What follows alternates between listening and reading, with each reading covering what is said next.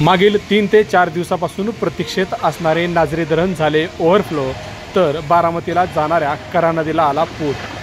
काल पुरंदरच्या पश्चिम पट्ट्यात जोरदार पाऊस झाल्याने कऱ्हा नदीच्या पाणीपात्रात मोठी वाढ झाली आणि मागील 3 ते 4 दिवसापासून प्रतीक्षेत असणारे 95% अधिक भरलेले नाझरे धरण ओव्हरफ्लो झाल्याने बारामतीच्या दिशेला जाणाऱ्या कऱ्हा नदीलाही पूर आल्याने शेतकरी वर्गामध्ये समाधानाचे वातावरण।